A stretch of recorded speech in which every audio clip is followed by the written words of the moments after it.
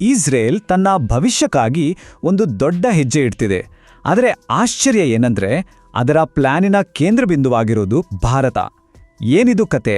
ಬನ್ನಿ ಈ ಹೊಸ ಜಾಗತಿಕ ಕಾರ್ಯತಂತ್ರದ ಬದಲಾವಣೆಯ ಹಿಂದಿನ ಕಾರಣಗಳನ್ನ ಅರ್ಥ ಮಾಡ್ಕೊಳ್ಳೋಣ. ಇಸ್ರೇಲ್ ಪ್ರಧಾನಿ ಬೆಂಜಮಿನ್ ನೆತನ್ಯಾಹು ಇತ್ತೀಚೆಗೆ 2 ಬಾಂಬ್‌ಶೆಲ್ ತರದ ಘೋಷಣೆಗಳನ್ನ ಮಾಡಿದ್ದಾರೆ. ಒಂದು ಕಡೆ ಮುಂದಿನ 10 ವರ್ಷಗಳಲ್ಲಿ ಅಮೆರಿಕಾದ ಮೇಲೆ ಝೀರೋ ಡಿಪೆಂಡೆನ್ಸಿ ಅಂತ ಅಂತಾರೆ. ಇನ್ನೊಂದು ಕಡೆ ಭಾರತದ ಪ್ರಧಾನಿ ನರೇಂದ್ರ ಮೋದಿ ಅವರು ಇಸ್ರೇಲ್ಗೆ ಭೇಟಿ ನೀಡ್ತಿದ್ದಾರೆ ಅಂತ ಅಂತಾರೆ.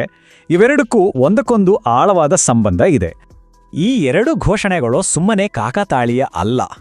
ಬದಲಿಗೆ ಇದು ಭಾರತ ಮತ್ತು ಇಸ್ರೇಲ್ ನಡುವೆ ಒಂದು ದೊಡ್ಡ ಸ್ಟ್ರಾಟಜಿಕ್ ಪಾರ್ಟ್ನರ್ಶಿಪ್ಗೆ ವೇದಿಕೆ ಸಿದ್ಧ ಮಾಡ್ತಿದೆ.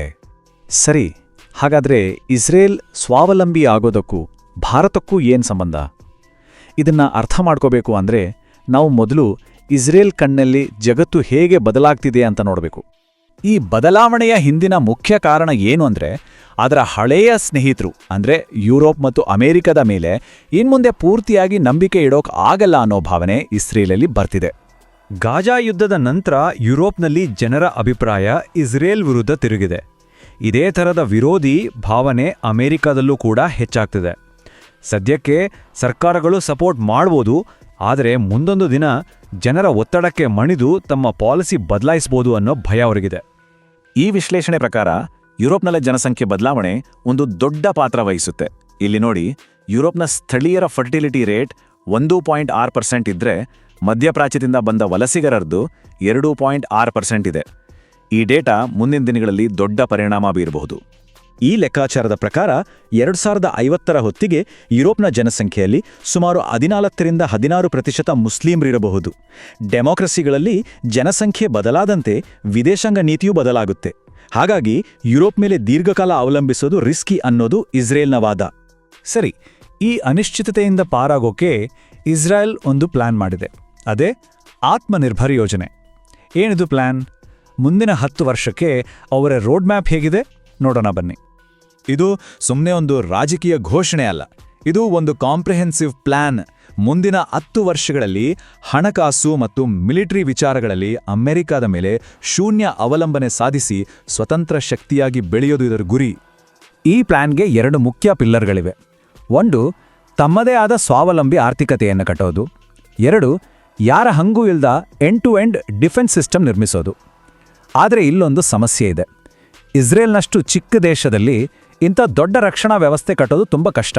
ಯಾಕಂದರೆ ಅದು ಭೌಗೋಳಿಕವಾಗಿ ತುಂಬ ವಲ್ನರಬಲ್. ಇದೇ ನಮ್ಮನ್ನ ಮತ್ತೆ ಅದೇ ಮುಖ್ಯ ಪ್ರಶ್ನೆಗೆ ತಂದು ನಿಲ್ಲಿಸುತ್ತೆ.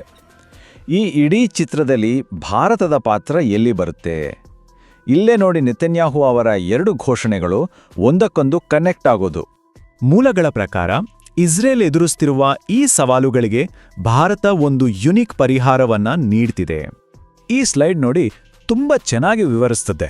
ಒಂದು ಕಡೆ ಯುರೋಪ್ ಮತ್ತು ಅಮೆರಿಕಾದಲ್ಲಿ ಜನರ ಅಭಿಪ್ರಾಯ ಬದಲಾಗ್ತಿದೆ, ಅಲ್ಲಿನ ರಾಜಕೀಯ ಅನಿಶ್ಚಿತವಾಗಿದೆ. ಇನ್ನೊಂದು ಕಡೆ ಭಾರತ, 150 ಕೋಟಿ ಜನರ ಒಂದು ದೊಡ್ಡ ಮಾರ್ಕೆಟ್, ಸ್ಥಿರವಾದ ರಾಜಕೀಯ ಬೆಂಬಲ. ಇಸ್ರೇಲ್ನ ಆಯ್ಕೆ ತುಂಬಾ ಸ್ಪಷ್ಟವಾಗಿದೆ. ಇದು ಬರೀ ವ್ಯಾಪಾರದ ಒಪ್ಪಂದ ಅಲ್ಲ, ಇದು ಭದ್ರತೆಯ ಒಪ್ಪಂದ.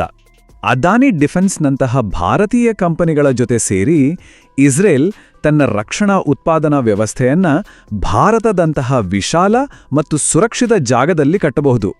ಇದರಿಂದ ತಮ್ಮೆಲ್ಲ ಡಿಫೆನ್ಸ್ ಅಸೆಟ್ಗಳನ್ನು ಒಂದೇ ಕಡೆ ಇಟ್ಕೊಳ್ಳುವ ರಿಸ್ಕ್ ಕಡಿಮೆ ಆಗುತ್ತೆ.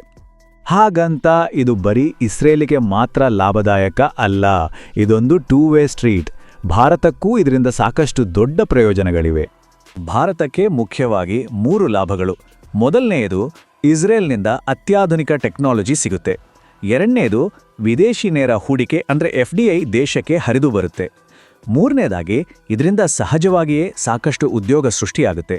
ಸೊ ಇದು ಡಿಫೆನ್ಸ್, ಎಕಾನಮಿ ಮತ್ತು ಎಂಪ್ಲಾಯ್ಮೆಂಟ್ 3ಕ್ಕೂ ಉತ್ತೇಜನ ನೀಡುವಂತಹ ಒಂದು ಪಾರ್ಟ್ನರ್ಶಿಪ್.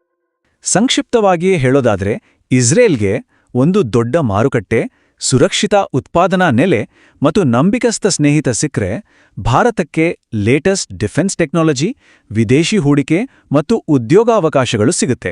ಮುಂಬರುವ ದಿನಗಳಲ್ಲಿ ಪ್ರಧಾನಿ ಮೋದಿ ಅವರ ಭೇಟಿಯ ಸಮಯದಲ್ಲಿ ಫ್ರೀ ಟ್ರೇಡ್ ಅಗ್ರಿಮೆಂಟ್ ಮತ್ತು ದೊಡ್ಡ ರಕ್ಷಣಾ ಒಪ್ಪಂದಗಳು ಫೈನಲ್ ಆಗೋ ನಿರೀಕ್ಷೆ ಇದೆ. ಇದು 2 ದೇಶಗಳಿಗೂ ಒಂದು ಗೇಮ್ ಚೇಂಜರ್ ಆಗ್ಬಹುದು.